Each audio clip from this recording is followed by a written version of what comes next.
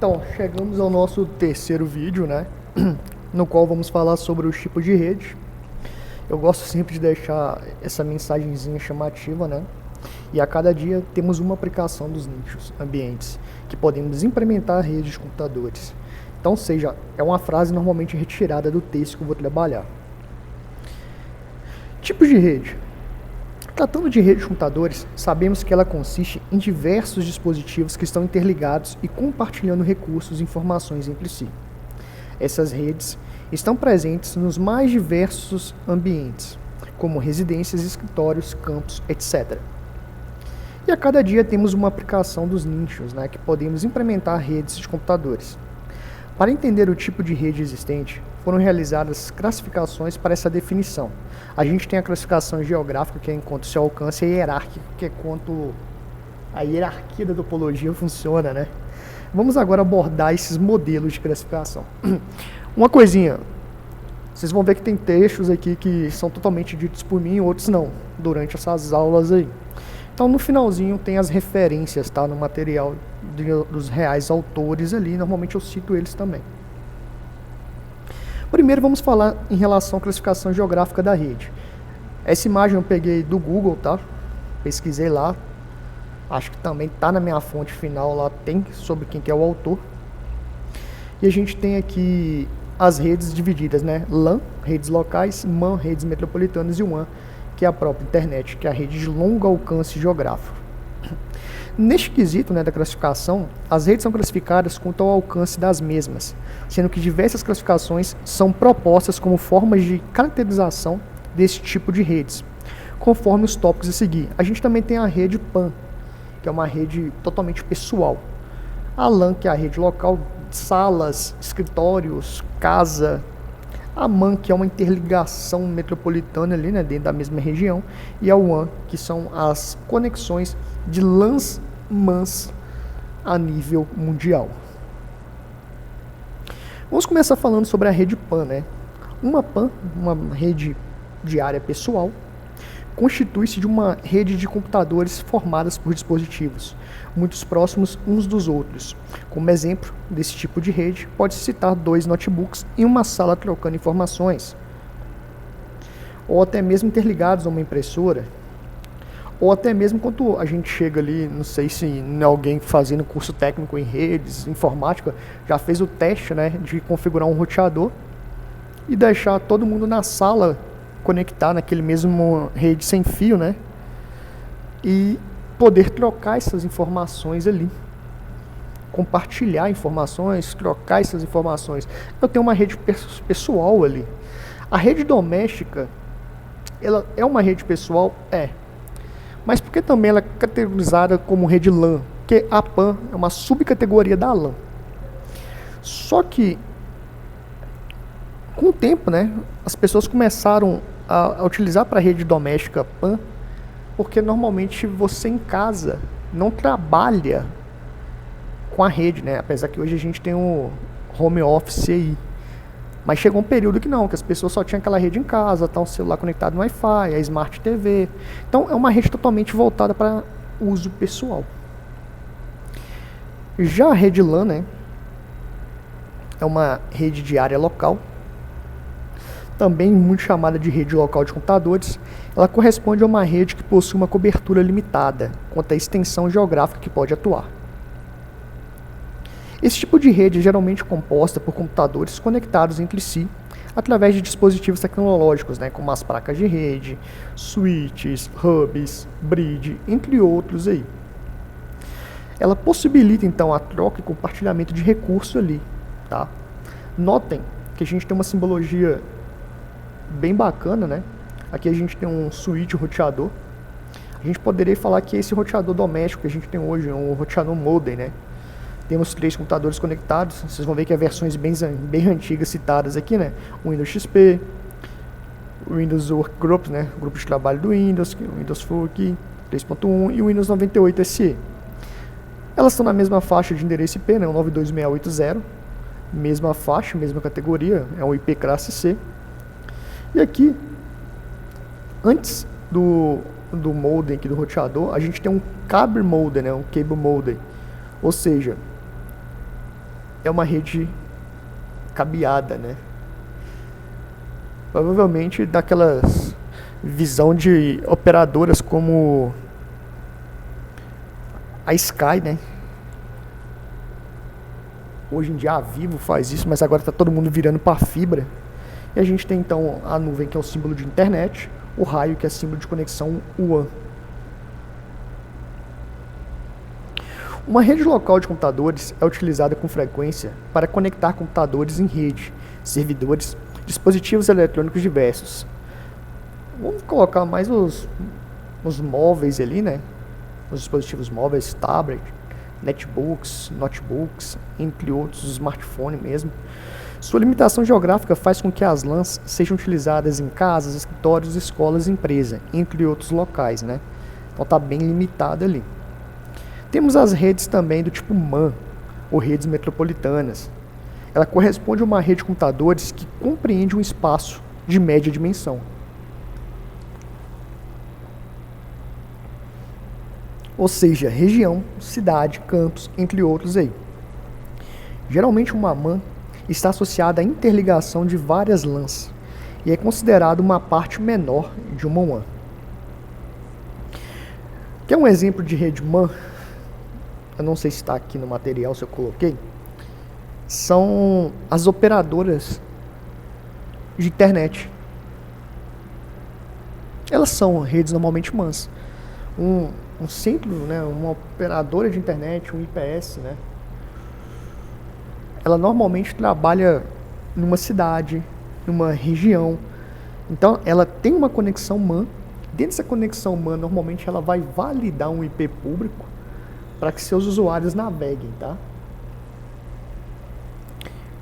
Aí, citei e estava no nosso material, né? Um exemplo de MAN são as redes provedores de internet, também conhecida como ISP, né? Um ISP nada mais é do que uma empresa, um provedor, que fornece acesso à internet e demais serviços, como contas de e-mail, hospedagem de site.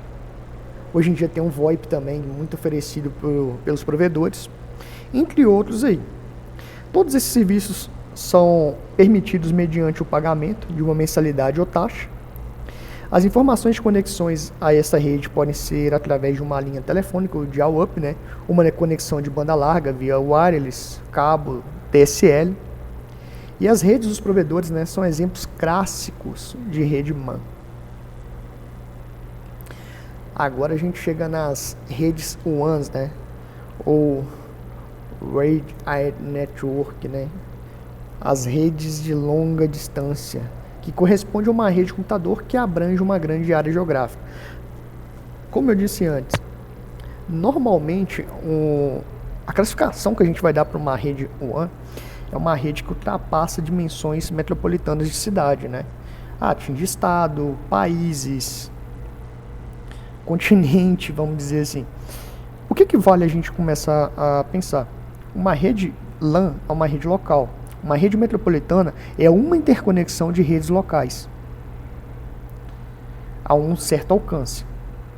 E uma rede WAN é a interconexão de rede LAN, WAN, MAN, entre cidades ali, que chega a estado, chega a um conjunto de estados, chega a país, conjunto de países, continente e nível mundial. Existe uma série de outras nomenclaturas, só que elas descrevem normalmente alguma definição de rede, tá? Por exemplo, a gente tem a WMAN, que são as redes metropolitanas sem fios. Elas são muito normalmente utilizadas por operadoras de telecomunicações. A WMAN, ela é muito comum em empresas de telefonia. Agora a gente tem as telefonias digitais aí, né? É um tipo de rede utilizada por elas, né? Ela normalmente pega uma região ali para atender. Era o caso da CTBC, por exemplo, no Triângulo Mineiro, né? No sul de Minas, Triângulo Mineiro ali afora. Elas tinham esse costume. Hoje eu acho que elas já deram uma avançada nisso, né? Deve ter um alcance maior. Não sei dizer nesse momento. Teria que dar uma olhada. A W1, né? que é a rede de longa distância sem fio, são comumente utilizadas para a criação de redes de transmissão celular. As grandes operadoras de telefonia celular, aqui no Brasil, Vivo, a Claro, elas são uma rede W1. Elas têm um alcance basicamente nível continental e mundial. Sem fio, né? As redes RAN, considerada uma subcategoria da MAN, uma RAN é uma rede regional, corresponde a uma área de computadores de uma região geográfica específica. Normalmente, uma RAN pega aquele sentido de distritos, tá? Temos a CAN, que são as redes que correspondem a campos, né? Conjunto de edifícios, prédios ali de faculdades, por aí vai. Deixei aqui uma breve, né, para a gente tentar fazer uma associação de como que está sendo dividido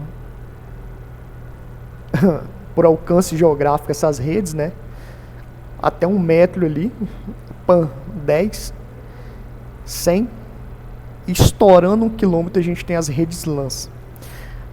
A partir de 10 quilômetros, né, a gente tem a rede MAN. Atingiu 100 quilômetros ou mais, já tem a WAN, né? E a gente faz uma breve aí que é da própria internet, né? 10.000 quilômetros. Entendido a classificação geográfica da rede, que é uma forma de categorizar qual tipo de rede que eu tenho, LAN, MAN, WAN, a gente chega na classificação hierárquica da rede. Como já mencionamos antes, a rede também é classificada quanto à hierarquia, o que diz respeito, né, ao modo como os computadores dentro de uma rede se comunicam. Entre os principais tipos de classificação quanto à hierarquia estão as redes ponto a ponto e as redes cliente-servidor. Redes ponto a ponto. Uma rede ponto a ponto normalmente é utilizada em pequenas redes, né? Nesse tipo de rede, os computadores trocam informações entre si, compartilhando arquivos e recursos. Uma rede do tipo ponto a ponto possui algumas características pontuais. É utilizada em pequenas redes, são de fácil implementação e de baixo custo, possuem pouca segurança, apresentam um sistema de cabeamento bem simples. Então as redes ponto a ponto são aquelas redes mais básicas que a gente tem, né? Ao citarmos uma vantagem e uma desvantagem desse tipo de rede, podemos considerar como ponto positivo o baixo custo para implementar uma rede do tipo ponto a ponto, onde todos os computadores podem acessar diretamente todos os demais computadores e seus recursos compartilhados. Um ponto negativo nesse tipo de rede está relacionada à baixa segurança que este modelo proporciona. Rede ponto a ponto é bem simples, né? Peguei um computador, 2 computadores, fiz um cabo crossover, um conectou com o outro, coloquei a mesma faixa de endereçamento IP, eles podem conversar, né? Então eu tenho uma rede ali ponto a ponto. Já o modelo rede cliente-servidor é um pouquinho diferente, eu tenho um objeto centralizador para compartilhar informações. Uma rede de computadores do tipo cliente-servidor possui um ou mais servidores, responsáveis por prover serviços de rede aos demais computadores conectados a ele, que são chamados de clientes. Cada cliente, né, computador que está nesse tipo de rede, ele pode acessar os recursos, né, as informações ali, compartilhar entre eles ali. Tá? Então, basicamente, eu tenho um objeto central, que é chamado de servidor, e os demais dispositivos da rede, aqui a gente está fazendo por meio de um switch, né, switch hub, porque um servidor normalmente tem uma porta Ethernet, uma placa de rede. Se liga ao switch para o switch fazer a função de distribuir esse sinal, né? Se a gente falasse em quesito tomada, como se o switch fosse um T ali, né, um Benjamin, e os demais conectados nele os dessem puxar energia, no caso aqui, podem acessar o conteúdo do servidor. Esse tipo de rede, né, surgiu da necessidade de criar uma estrutura que centralizasse o processamento em um computador central da rede. No caso, o servidor, com recursos de hardware preparados para tal processamento. Como exemplo de serviços de rede que um servidor pode executar estão um servidor de aplicativos, serviços de impressão, hospedagem de site, servidor de e-mail, servidor de arquivos, entre outros. Os computadores, né, clientes, também chamados de nós da rede, ou host, né, hospedeiros da rede, em uma rede de computadores são as estações de trabalho ou desktop que estão conectados ali. Os computadores clientes são utilizados pelos usuários que acessam as informações armazenadas no servidor e executam aplicações locais. Vale ressaltar que uma característica desse tipo de rede é que ela é mais cara, né? Ela tem um maior custo de implementação, porque eu preciso modelar ela, né? Pensar na segurança. E normalmente ela vai ter pelo menos um servidor. E um servidor não é um computador normalmente comum desktop, né? Aquele doméstico que a gente adquire. Um servidor é um computador mais robusto, que consegue ficar ligado 24 horas por dia, 7 dias por semana. Tem um alto poder de processamento, um alto poder de armazenamento. Aí vai depender de qual serviço que eu coloquei nele. É um serviço de arquivos, preciso demandar armazenamento e memória ali para puxar os dados. E por aí vai. Redes do tipo cliente-servidor apresentam uma estrutura de segurança melhorada, pois as informações encontram-se centralizadas no servidor, o que facilita o controle e o gerenciamento dos mesmos, né? Por que também é mais seguro? Porque normalmente o servidor, você vai criar os usuários locais, né, que vão ter acesso àquele conteúdo. Então a empresa normalmente vai criar uma conta, né, de login para cada máquina ali, né, cada cliente, logar no servidor ali, tá fazendo parte do servidor para ter acesso àquele conjunto. Inclusive a gente consegue controlar a hierarquia, né, da rede local ali.